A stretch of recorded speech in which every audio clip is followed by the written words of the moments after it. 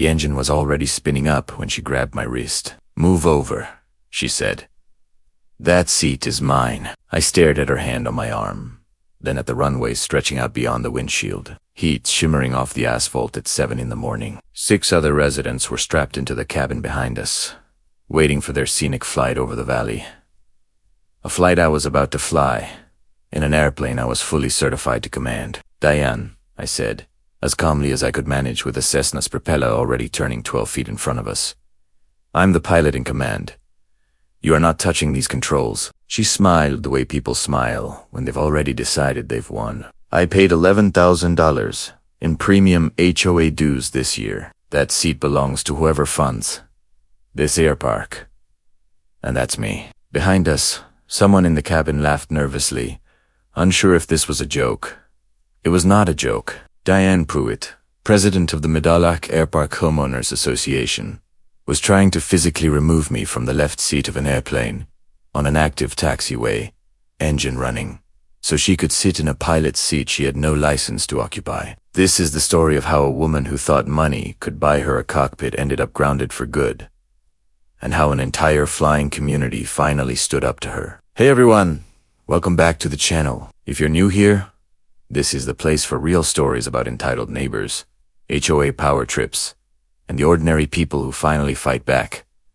Except this time, we're trading cul-de-sacs for taxiways, because today's story takes place at a residential air park, a community where every house comes with its own hangar, and a private taxiway, leading straight to a shared runway. If you don't know what an air park is, imagine a normal suburban neighborhood, except instead of a 2-car garage, everyone has a hangar big enough for an airplane. And instead of a street leading to the highway, there's a taxiway leading to a runway. Pilots live there specifically so they can roll their plane out of the garage and take off from their own backyard. It's a dream for aviation lovers. It should be peaceful. It should be safe. Then Diane Pruitt got elected HOA president and decided that owning a house near a runway made her an honorary pilot, with full rights to any cockpit she wanted. Buckle up. This one gets wild. And if you like stories where entitlement finally meets consequences, make sure you're subscribed, because we've got a lot more of these coming.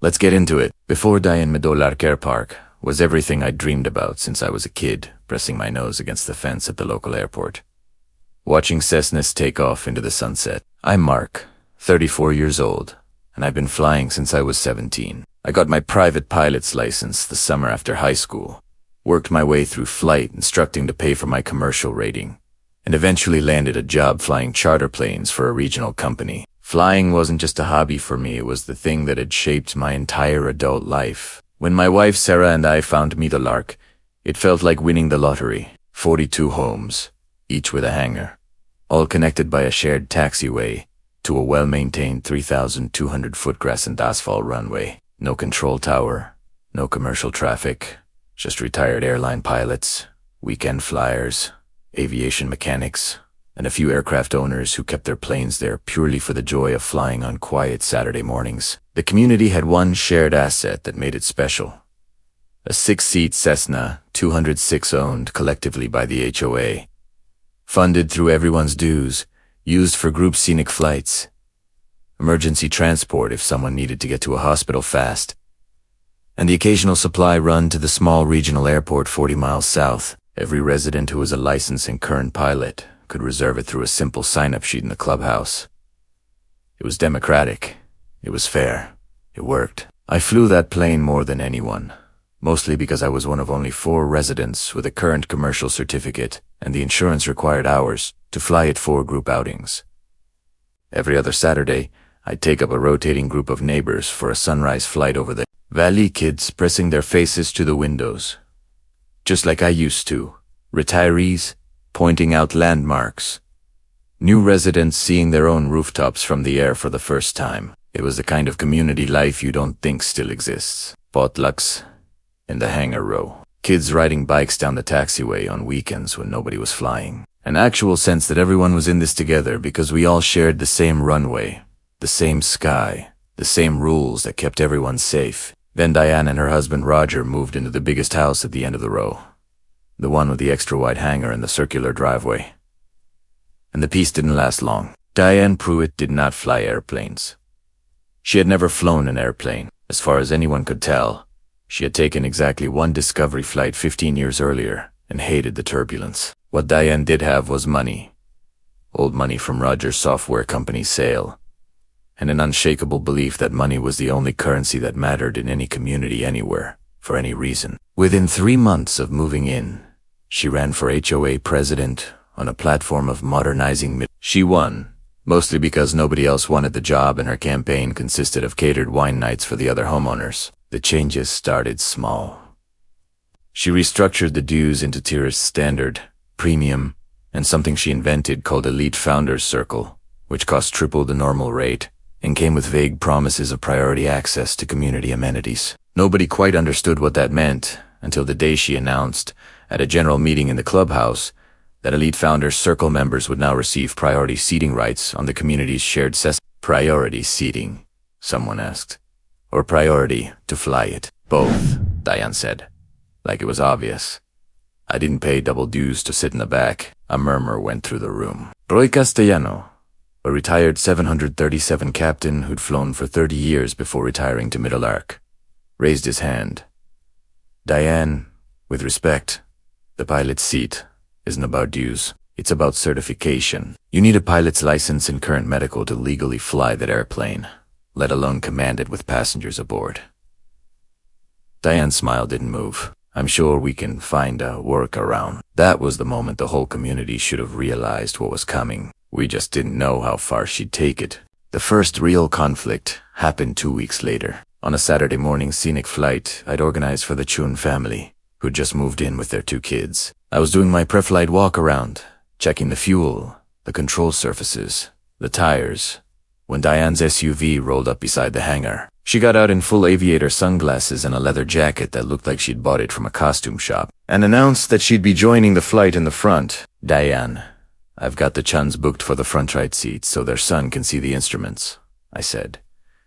You're welcome to come. There's a room in the back. I paid for elite access, she said. The seating chart doesn't apply to me. I tried to explain again that this had nothing to do with the seating chart and everything to do with weight and balance calculations, with FAA regulations, about who could occupy which seat during flight operations, with basic safety. She wasn't listening. She climbed into the front right seat, buckled in, and crossed her arms like a toddler refusing to leave a toy store. I ended up canceling the flight rather than argue on an active taxiway, with an 8-year-old boy watching from the back seat, confused about why the nice lady wouldn't move. That night, Diane sent an email to the entire HOA, 42 households, accusing me of gatekeeping community resources and using my pilot certificate as a tool of exclusion. The comments came flooding in. Most of the community sided with me, especially the actual pilots, who understood immediately why what Diane wanted was not just rude but genuinely dangerous.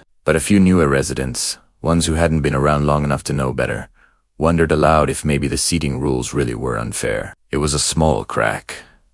Diane knew exactly how to widen it. 2 weeks after the email, things started disappearing. First, it was small stuff. My personal headset, a $600 noise-canceling unit I kept in the community hangar for the 206, vanished from its hook.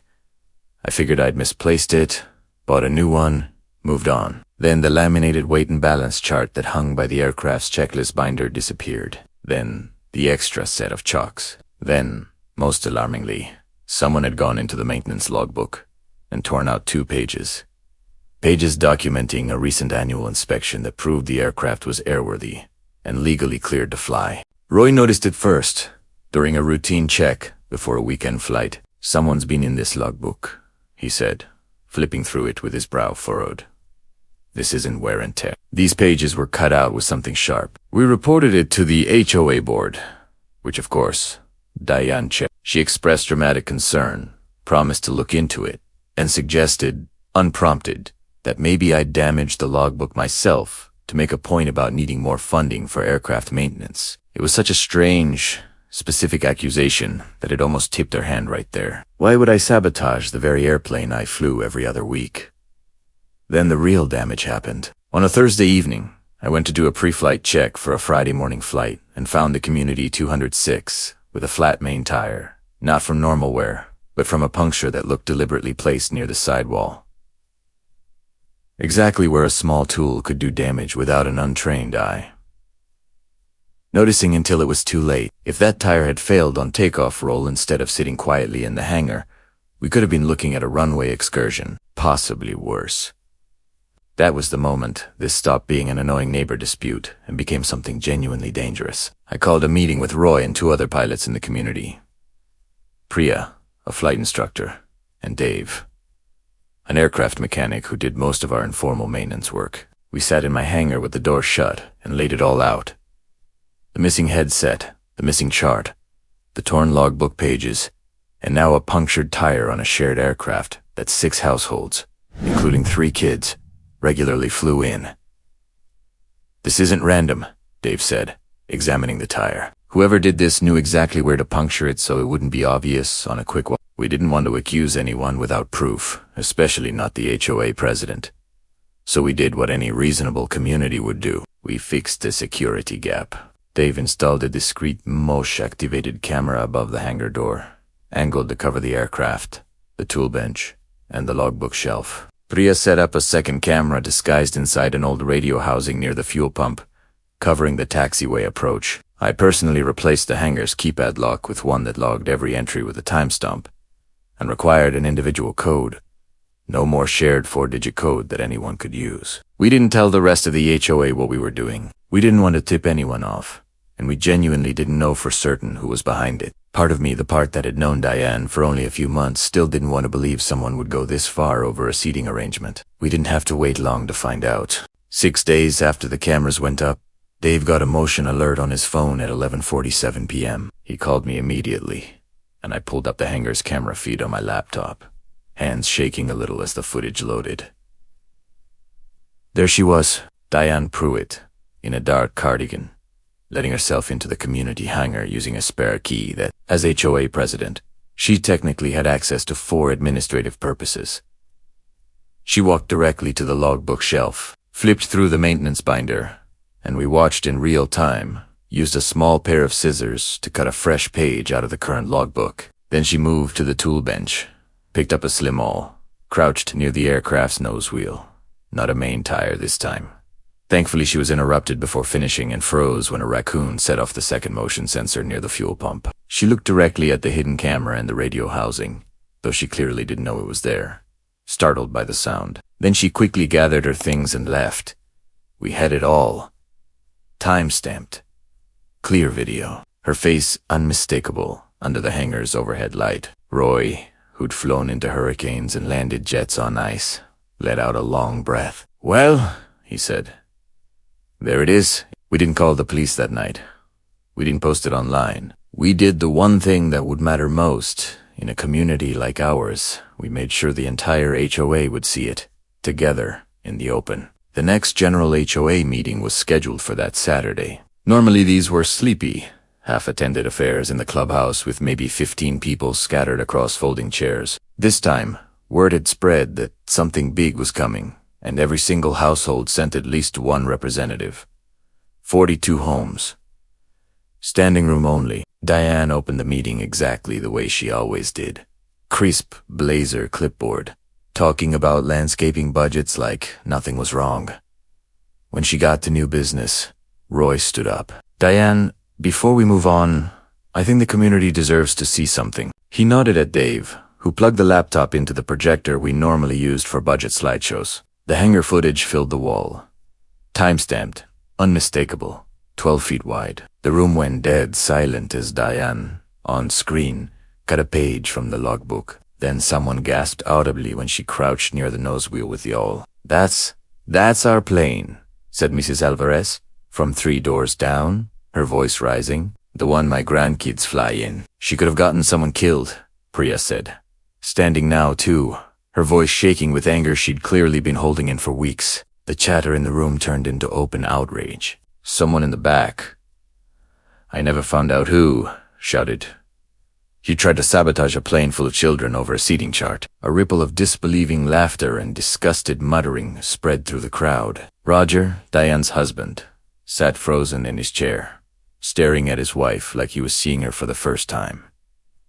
Diane's composure finally cracked. She stood up, face red, and tried the only move she had left. That footage is doctored. This is a coordinated attack against me, because I dared to ask for equal access as a paying member of this community. Diane, Dave said flatly, you're holding scissors and an awl in our hangar.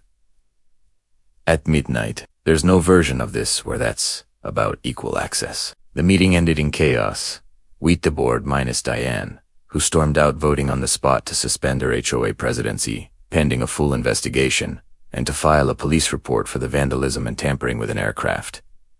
Which is a federal matter, not just a neighborhood dispute. Diane did not go quietly. 3 days after the meeting, I got a call from the local flight standards district office. An anonymous complaint had been filed alleging that I had been flying the Community 206 without a current medical certificate and operating unsafe, overloaded passenger flights for profit without proper commercial authority. Every allegation was false, and every allegation was clearly written by someone with just enough aviation vocabulary to sound credible to a non-pilot. Someone who'd apparently done a few nights of Google research after watching me fly for 2 years. It still meant weeks of stress. I had to produce my medical certificate, my logbooks, insurance documentation, and written statements from passengers confirming there was never any payment involved. These were community goodwill flights, not commercial operations. The FAA inspector I worked with was thorough but fair, and it became obvious fairly quickly that the complaint didn't hold up. But it cost me sleep, cost me legal fees for a consultation with an aviation attorney, and cost the whole community weeks of uncertainty about whether our shared plane would even be allowed to keep flying during the review. Diane also tried a second angle. She filed a formal defamation threat against Roy and Dave for publicly humiliating her with manipulated footage, demanding they deleted and issue a written apology or face a lawsuit. Nobody deleted anything. Dave, a mechanic who'd spent 30 years documenting his work meticulously, had metadata, timestamps, and an unedited backup copy stored in 3 places. Her lawyer, once he actually reviewed the footage, quietly advised her to drop it. The FAA investigation into me closed within 5 weeks with a full, formal clearance. No violations found. My certificates and medical fully valid. My flights properly conducted as non-commercial, cost-sharing community operations exactly as regulations allow. But the inspector, digging through the paperwork trail during the investigation, noticed something else. Diane had, in her role as HOA president, been quietly diverting a portion of the elite founders' circle dues into a personal consulting fee paid to herself for aircraft access coordination.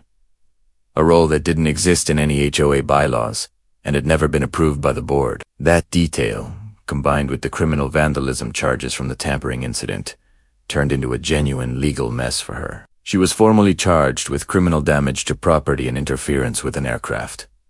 A charge that carries real federal weight given the location and nature of the sabotage. The financial diversion triggered a separate HOA audit that uncovered nearly $19,000 in dues funneled into her own accounts over 8 months. At her sentencing hearing months later, the judge specifically noted the danger of tampering with an aircraft that regularly carried children, and Diane received a combination of probation, restitution, and a permanent ban from holding any officer or fiduciary position in a homeowners association within the state. The woman who insisted that money bought her the pilot's seat ended up losing her house.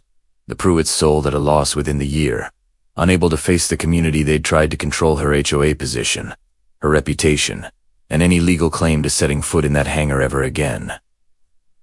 The irony wasn't lost on anyone. She'd spent a fortune trying to buy her way into a cockpit. She left owing restitution for trying to destroy one. Middlelark elected a new HOA board within a month.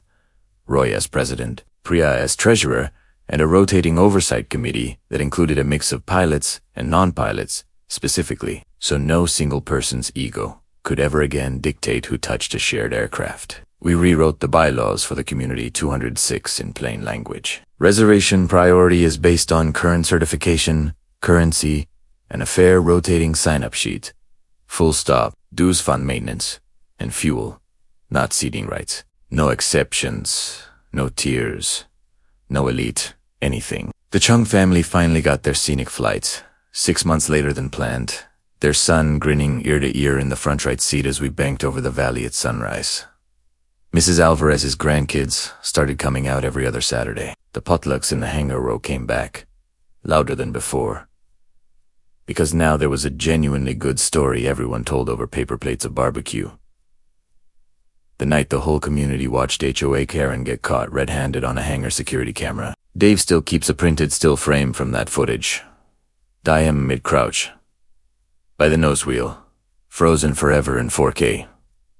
Taped inside his toolbox. Reminds me why we do things by the book, he told me once, grinning. Here's what this whole mess taught me. Certification, competence, and safety are not things you can purchase with a bigger check. A pilot seat isn't a luxury upgrade. It's a position that comes with legal responsibility, real training, and real consequences. If you get it wrong, in a shared community, especially one built around something as unforgiving as aviation, entitlement isn't just obnoxious, it can be lethal. Diane Pruitt genuinely believed that because she wrote the biggest check, the rules didn't apply to her. She learned, in the most public and expensive way possible, that some rules exist precisely to protect people from other people's confidence in their own money. The real lesson for the rest of us: document everything. Trust your community, and never, ever let one person's ego sit in the seat that everyone else's safety depends on. So here's my question for you. Have you ever dealt with someone in your neighborhood, workplace, or community who genuinely believed money should override rules that exist for everyone's safety? Drop your story in the comments below. I read every single one, and honestly, some of your stories are wilder than mine. If you enjoyed this one, hit subscribe, because we've got a lot more stories coming where entitled people meet consequences they never saw coming. Thanks for watching, and I'll see you in the next one.